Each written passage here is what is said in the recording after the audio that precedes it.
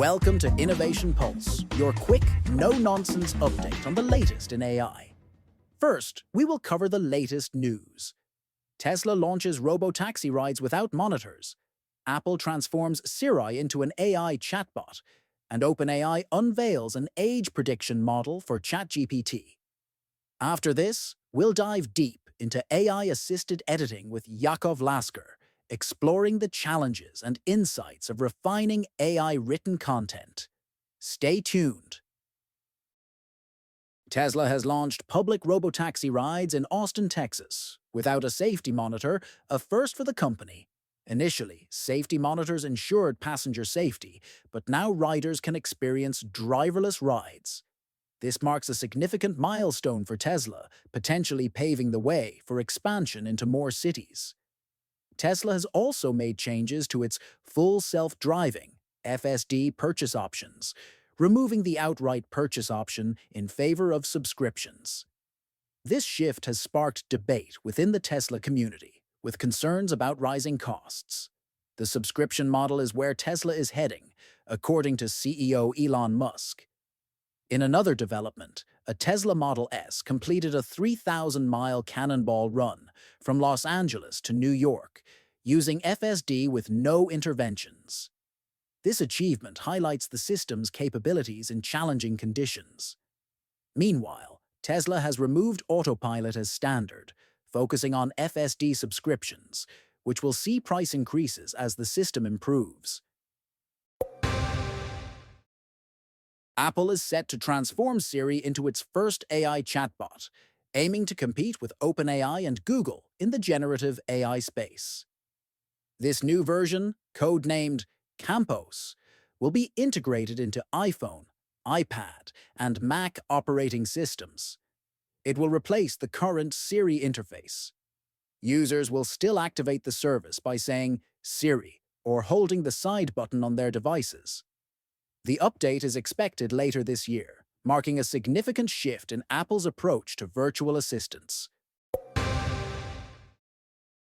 Demis Hassabis, CEO of Google DeepMind, noted that Chinese AI companies are about 6 months behind the leading Western labs in terms of innovation. In an interview at the World Economic Forum in Davos, he mentioned that while these companies are skilled at catching up to current technology, they haven't yet demonstrated the ability to push beyond the existing frontiers. Hassabis pointed out that the response to DeepSeek R1 model release last year was overly enthusiastic. He emphasized that despite their growing capabilities, Chinese firms haven't shown innovation that surpasses the cutting-edge achievements of Western labs. OpenAI is launching an age prediction model for ChatGPT to identify users under 18, using account and behavioral signals like usage patterns and stated age. This move comes as part of new safety features amid scrutiny over protecting minors. OpenAI and other tech companies are under investigation by the FTC for potential negative impacts on children. The age model aims to protect young users from sensitive content. If users are wrongly identified as under 18, they can use Persona for identity verification. OpenAI has introduced parental controls to help parents manage their teens' ChatGPT usage. An expert council has been formed to explore AI's effects on mental health. The age prediction model will be available in the EU soon, adapting to regional needs. OpenAI is committed to improving the model's accuracy over time. Meta Platform's new AI lab, Meta Superintelligence Labs, has delivered its first AI models, according to CTO Andrew Bosworth. Speaking at the World Economic Forum in Davos, Bosworth highlighted the promise of these early models, developed within just 6 months. Media reports suggested Meta is working on text and image AI models, codenamed Avocado and Mango. The company's AI efforts gain attention following CEO Mark Zuckerberg's strategic overhaul to bolster Meta's AI capabilities, amid criticism over its Llama 4 model. While the technology is still in development, Bosworth emphasized the extensive post-training work required to make these models viable for consumer use. He predicted significant returns in 2025, with consumer AI trends solidifying in 2026 and 2027 as Meta focuses on market-ready products. The company is also prioritizing United States orders for its Ray-Ban display glasses. Google is introducing personal intelligence to enhance AI-powered search responses by integrating users' Gmail and Google Photos data. This feature, part of the Gemini AI update, aims to tailor search results to individual interests without needing manual input. For instance, by analyzing hotel confirmations in emails and travel photos, AI mode can suggest personalized travel plans. Frequent selfies with ice cream might lead to recommendations for local ice cream shops. Similarly, online shopping suggestions can prioritize familiar brands. This service is available to Google AI Pro and AI Ultra subscribers in the US who opt in.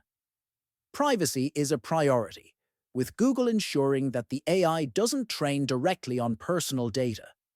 Users can provide feedback to refine the AI's suggestions, acknowledging that occasional errors might occur. And now, pivot our discussion towards the main AI topic.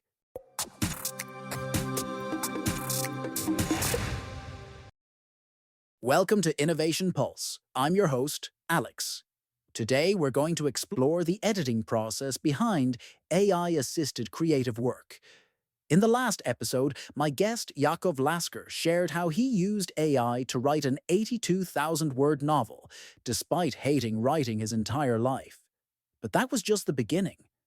What came next, the editing, took even longer and taught him lessons about both AI capabilities and limitations. We'll dig into why quality AI-assisted content still requires months of intensive refinement, what AI can and can't do in editing, and why human editors remain essential.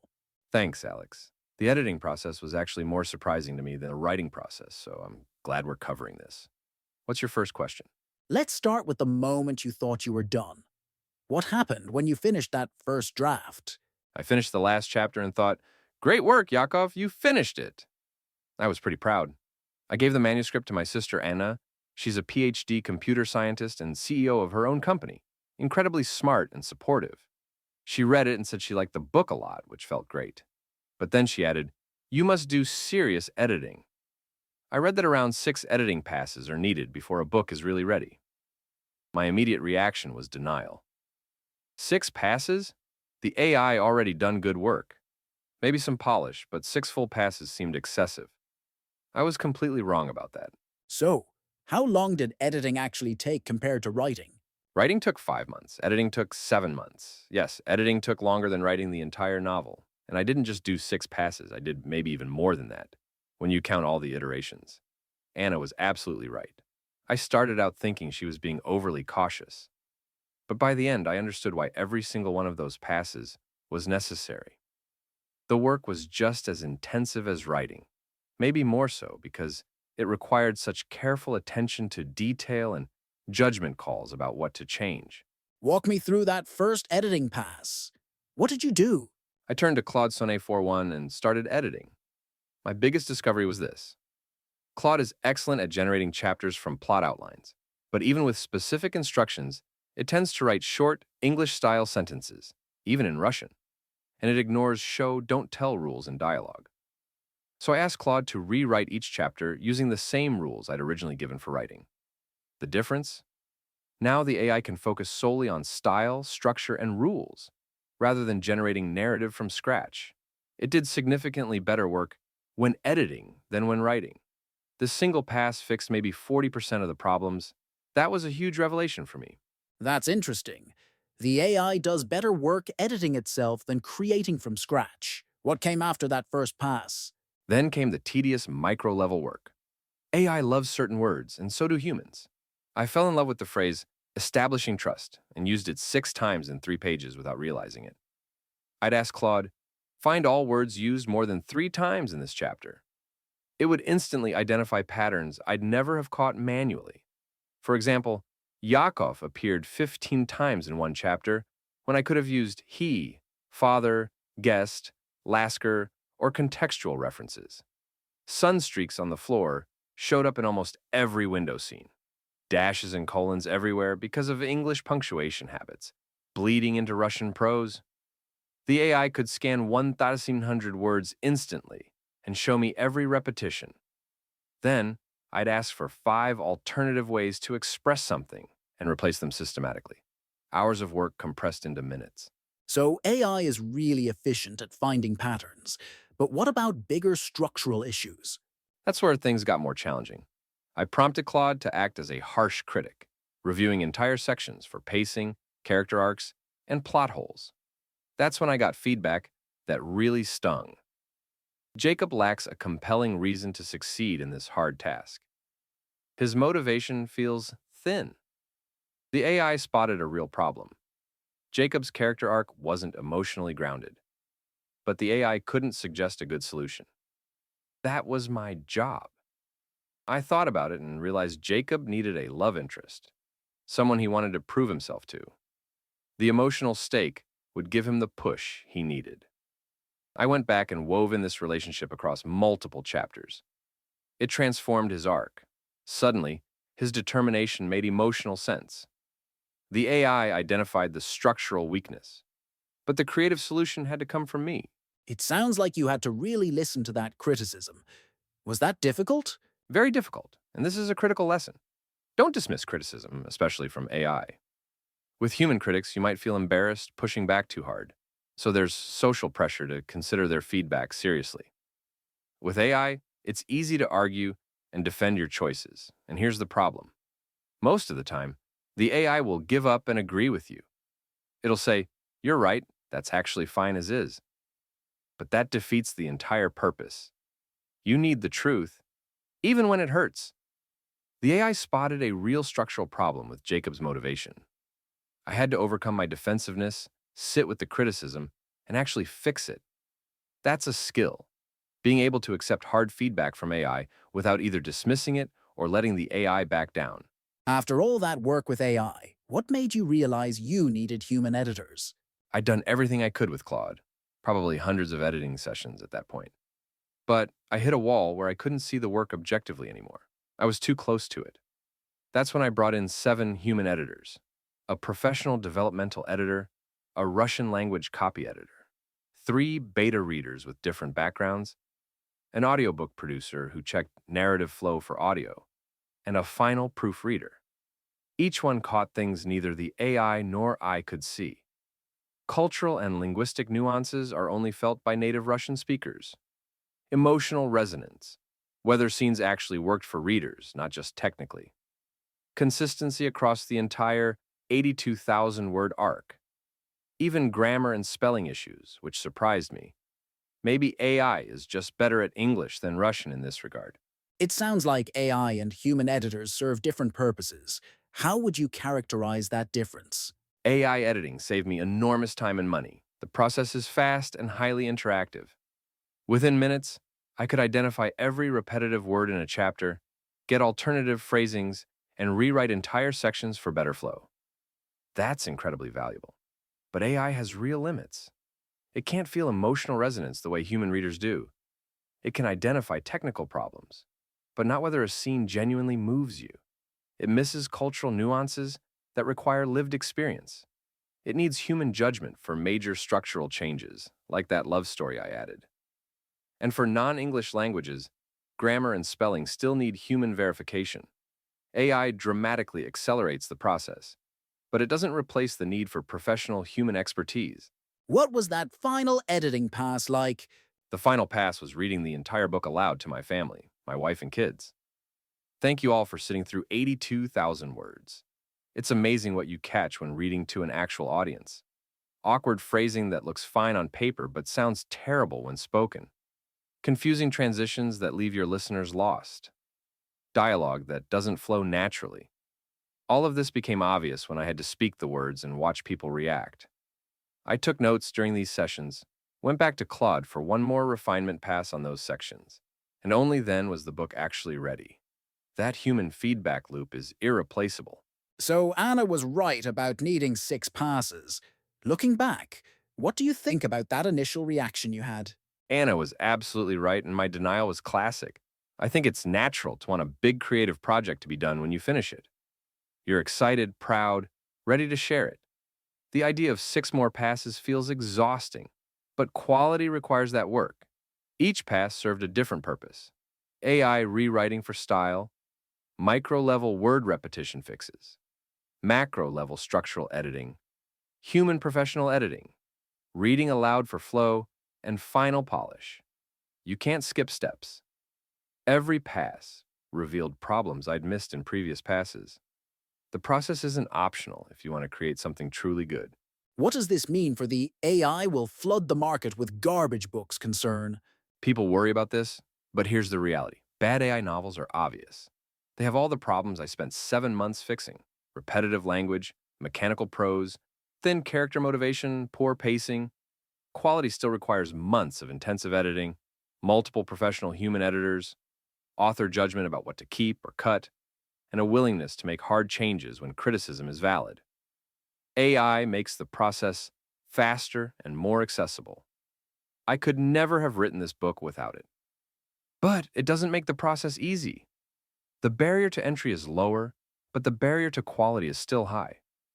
That's actually good news for readers and for serious authors using these tools. If someone is using AI for creative work, what's your advice about editing? Don't underestimate how much work it will take. AI can help you generate a draft quickly, but that draft is maybe 60–70% of the way to done, not 95%. Budget as much time for editing as you did for writing, maybe more.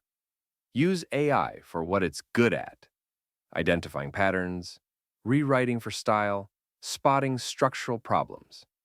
But don't rely on it exclusively. Get human editors who bring fresh eyes and a genuine reader perspective. And most importantly, learn to accept criticism without dismissing it. That's true for human feedback, but especially for AI feedback, because it's so easy to make the AI back down.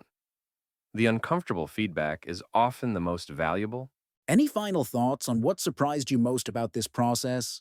I started thinking editing would be quick polish work. I ended up spending 7 months on it, longer than it took to write the entire novel. But here's what surprised me. I don't regret a single one of those passes. Each one made the book genuinely better. The difference between the first draft and the final version is night and day. AI made both writing and editing possible for me, but it didn't make either easy. The technology is transformative, but the work is still real. And that's actually reassuring. It means quality still matters, and there's still room for human craft and judgment in a world with powerful AI tools. Yakov, thanks for being so honest about the challenges and the work involved. For anyone who wants to read or listen to Axiom, where can they find it? You can find everything at the Axiom website. Just click on the link in the episode description section. The book is available as an ebook and as a professionally narrated audiobook, and I'm continuing to document this journey on LinkedIn. Thanks for sharing your insights, Yakov. Next episode, we'll dive into the production side, how AI wrote Python scripts to automate audiobook file creation, podcast distribution, and website building, the complete technical infrastructure for independent publishing. Thanks for listening to Innovation Pulse. That's a wrap for today's podcast, where we explored Tesla's launch of Robotaxi rides and the shift to FSD subscriptions, alongside insights into AI's role in creative editing and the necessity of human touch. Don't forget to like, subscribe, and share this episode with your friends and colleagues so they can also stay updated on the latest news and gain powerful insights. Stay tuned for more updates.